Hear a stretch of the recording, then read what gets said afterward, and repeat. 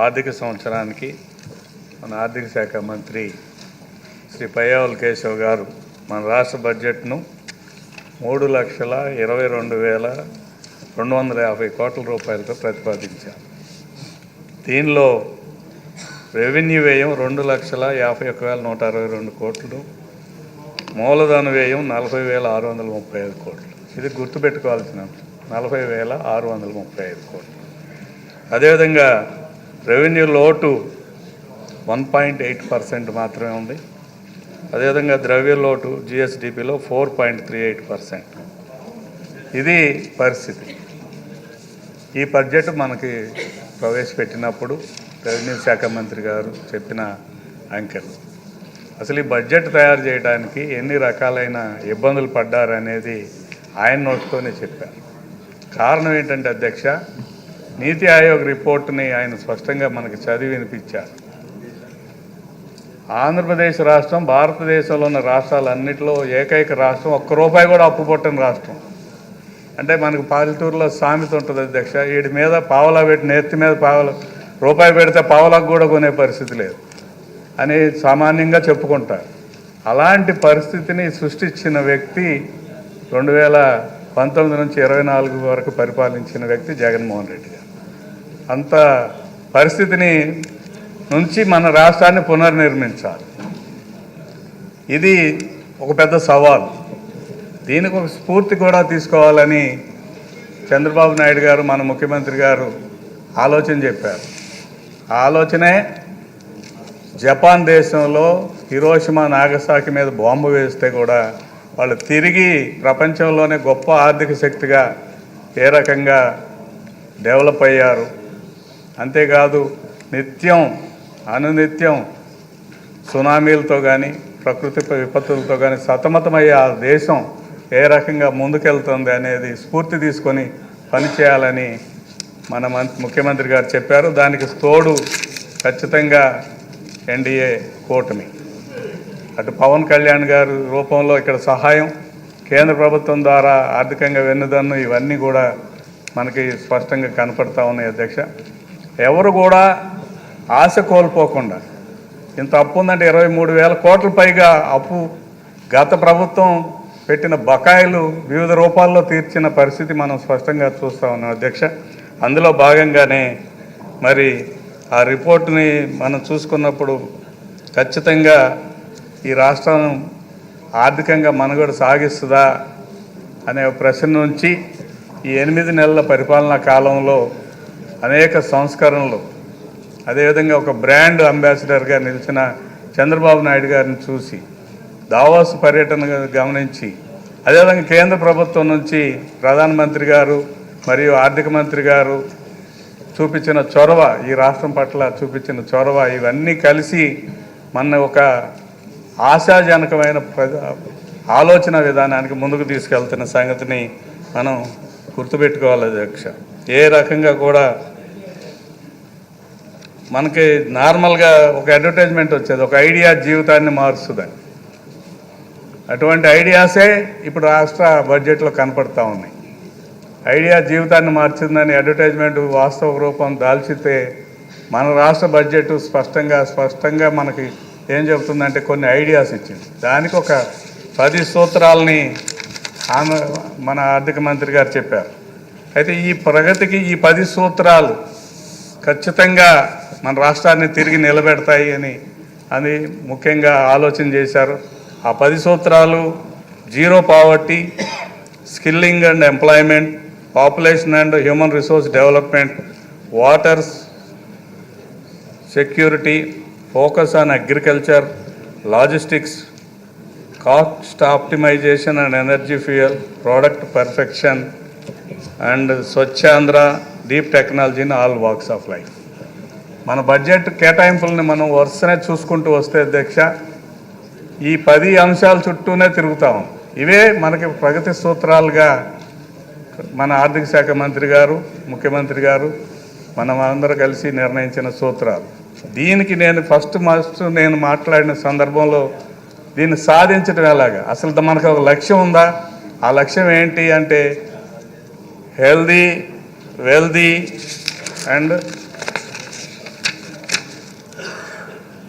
Healthy wealthy and happy సొసైటీని 2047 నాటికి స్వర్ణాంధ్ర 2047 సాధించడానికి ఈ యొక్క 10 సూత్రాలని వాడుకొని మనం ముందుకెళ్ళాలనేది ఒక లక్ష్యం లేకపోతే గాలిలో దీపంలాగా ఉంటుంది, గుడ్డెద్దు చేలు పడినట్టు ప్రయాణం ఉంటుంది. ఒక లక్ష్యాన్ని స్పష్టంగా ఏర్పాటు చేసుకొని ఆ లక్ష్యాన్ని సాధించడానికి దిశగా కేటాయింపులు జరపడం అనేది చాలా గొప్ప విషయం. ఆ కేటాయింపులు కూడా నేను ఒకసారి చదివి వినిపిస్తాను అధ్యక్ష. గత 2023-24 బడ్జెట్ ఎస్టిమేట్స్తో చూసుకున్నప్పుడు కేటాయింపులు ఏ రకంగా ఉన్నాయి? Welfare of SC, ST, OBC and minorities ఫస్ట్ది ఏంటి అధ్యక్ష? Zero poverty. ఈ పేద వర్గాలను ఆదుకోవటానికి కోసం దాదాపు 52.47 లక్షల కేటాయింపులు జరిపారు అధ్యక్ష. 35% అదనం. Education and sports, arts and కల్చర్కి 10% అదనంగా కేటాయింపులు జరిపారు.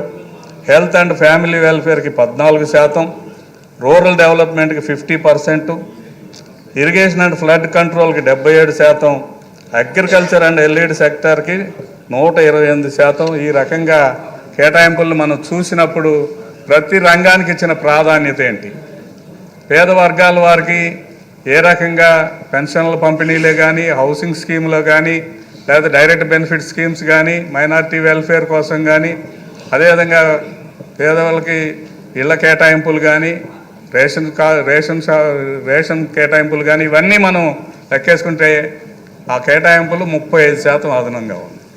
ఈ 35%లో గతంలో ఏంటంటే బటన్ నొక్కి నేను చాలా చేశానని కాదు, కానీ వాళ్ళని స్వయంగా తమ కాళ్ళ మీద తాము నిలబడే విధంగా తయారు చేయడానికి కోసం కొన్ని సంక్షేమ కార్యక్రమాలని, స్వయం ఉపాధి పథకాలని దీనిలో ప్రత్యేకంగా కేటాయింపు చేశారు అధ్యక్ష. అయితే ఏ బడ్జెట్ అయినా సరే క్యాపిటల్ ఎక్స్పెండిచర్, నేను ఇందాక ఫస్ట్ చెప్పాను, క్యాపిటల్ ఎక్స్పెండిచర్ ఇది సాధించే దిశగా దాదాపు కొత్త విధానాలను మనం తీసుకున్నాం అధ్యక్ష. అందులో మూలధనం పెంపు, క్యాపిటల్ ఎక్స్పెండిచర్ 40,635 కోట్లు. దీన్ని మన ఆర్థిక మంత్రి గారు ఎక్స్ప్లెయిన్ చేశారు అధ్యక్ష.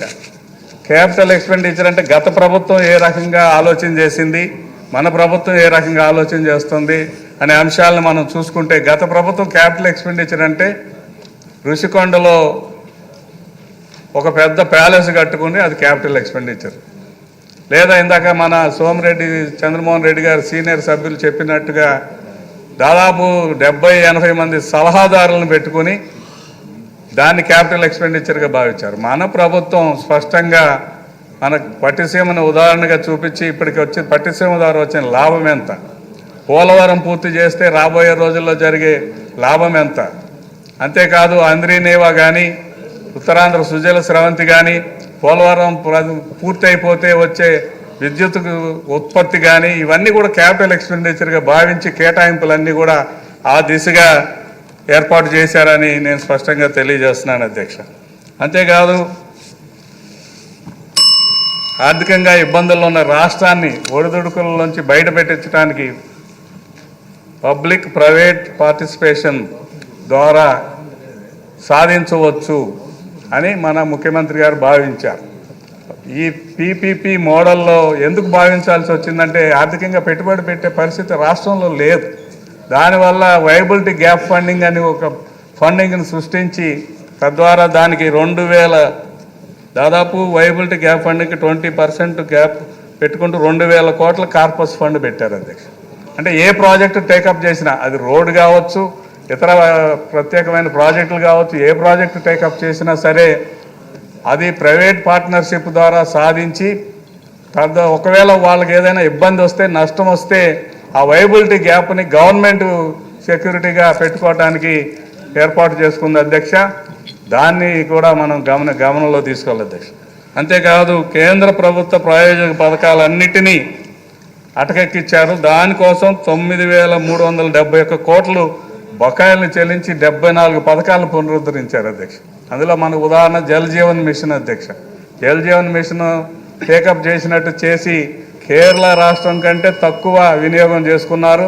కేవలం పైప్ లైన్లు వేసి సోర్స్ కానీ లేకపోతే ఎండ్ యూజ్ కానీ చూడకుండా కేవలం పైప్ లైన్లు మార్చడానికి కోసం మాత్రమే ఉపయోగించుకుని ఆ పథకాన్ని పూర్తిగా నాశనం చేశారు. అలాంటి పథకానికి డబ్బులు రావాలన్నట్టయితే ఖచ్చితంగా మన రాష్ట్ర ప్రభుత్వం నుంచి మ్యాచింగ్ గ్రాంట్ ఇవ్వాలి. అటువంటి పథకాలు 74 పునరుద్ధరించడం ద్వారా ఇది సాధ్యమని తెలుసుకున్నారు అధ్యక్ష.